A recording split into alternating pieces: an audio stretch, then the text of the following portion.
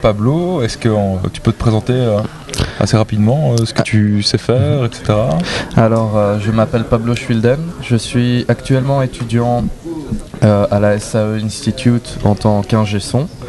Et donc, dans les jeux vidéo, je m'occupe principalement du sound design et parfois aussi de la musique. Oui, donc effectivement, le sound design qui est un domaine vachement important dans le jeu vidéo et auquel on pense pas souvent.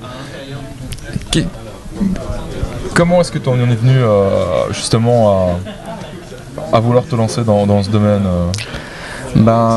Je pense que c'est peut-être un peu mon côté geek, il faut dire, de mes années adolescentes qui m'a fait découvrir le jeu vidéo et qui m'a fait remarquer que c'est quelque chose qui est absolument passionnant et magnifique et qui regroupe plein de domaines. Et avec le temps, je me suis rendu compte qu'il y avait tout un travail du son dans les jeux dans lesquels je jouais et que ce n'était pas par hasard et que ça n'avait pas aucun impact, vu que je remarquais moi-même que je préférais jouer aux jeux qui avaient un meilleur son que d'autres. Et par rapport, en tant qu'ingé son, à la musique ou au cinéma, un des gros défis du jeu, mais aussi des grands plaisirs, c'est le fait que rien n'est fixe. Dans la musique et dans le cinéma, on sait qu'il y a une certaine ligne du temps et que tout va tout le temps se jouer de la même manière à chaque fois.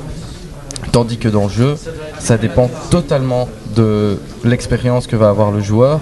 Et s'il veut passer 3 heures à faire exactement la même action en boucle, on doit faire en sorte qu'il ne s'ennuie pas au niveau du son pendant ces 3 heures.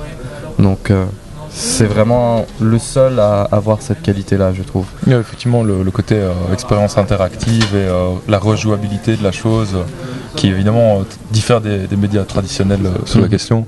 Alors, est-ce que tu as des projets à long terme sur lesquels tu travailles actuellement ou quelle est ta position justement dans cet univers du développement de jeux pour le moment Ne pouvant pas faire un projet par moi-même, souvent je me greffe à d'autres projets déjà construits, vu que le son en plus arrive souvent dans une période assez tardive de la production.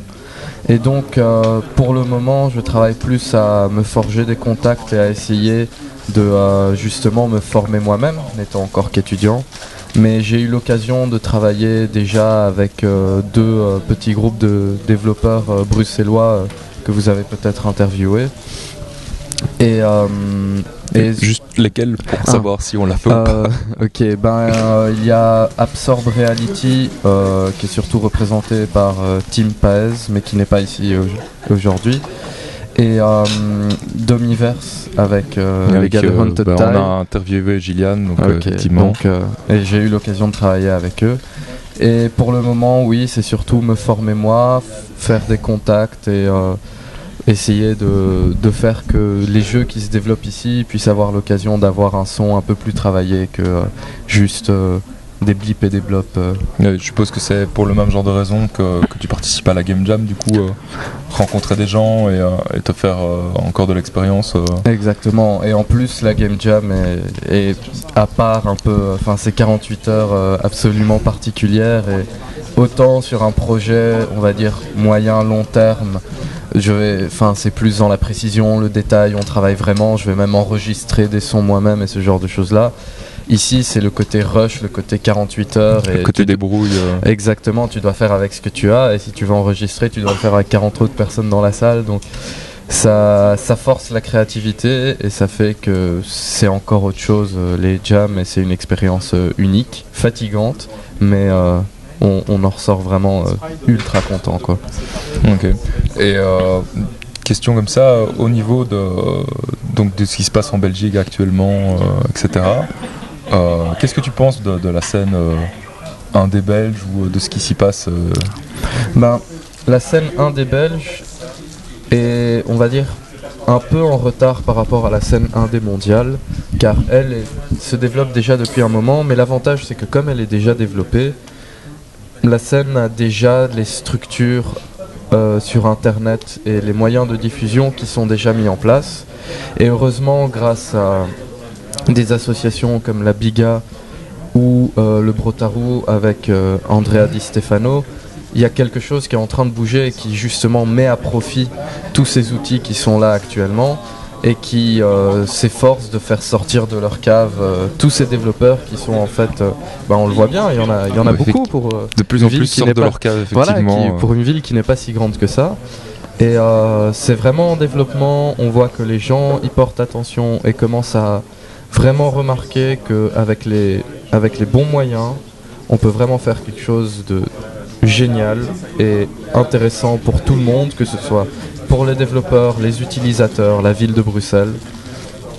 Et en tout cas, c'est petit à petit, c'est une brique à la fois, mais il y a quelque chose qui se construit et c'est vraiment agréable de pouvoir faire partie de justement ce développement qui prend place sous nos yeux maintenant. Ok.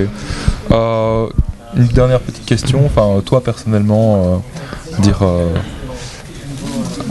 est-ce qu'en tant que sound designer, tu penses pouvoir être intégré à un projet de jeu? Parce que tu le dis toi-même, généralement le sound designer intervient tardivement.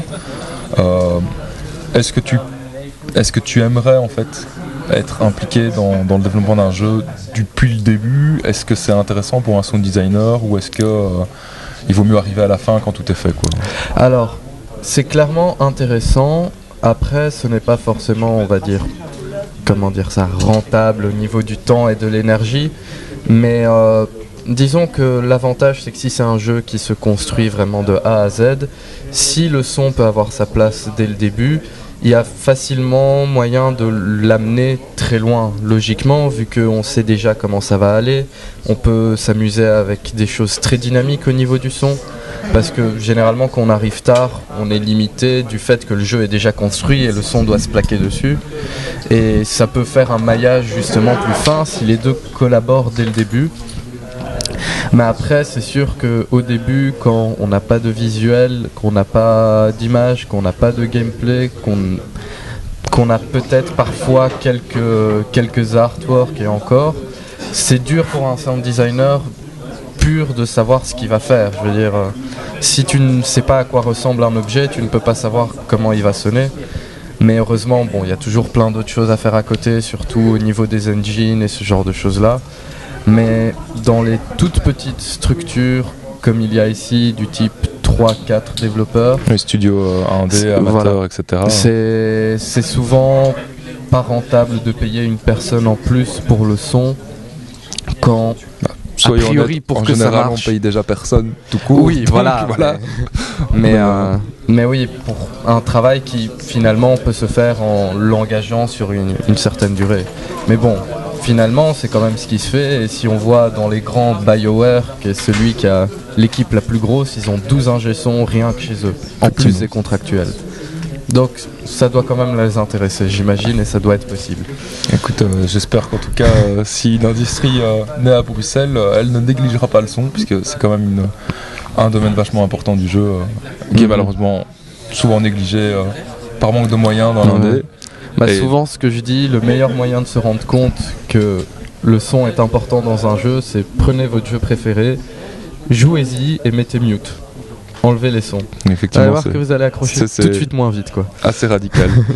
Écoute, merci à toi Pablo et bonne chance pour le reste de la jam.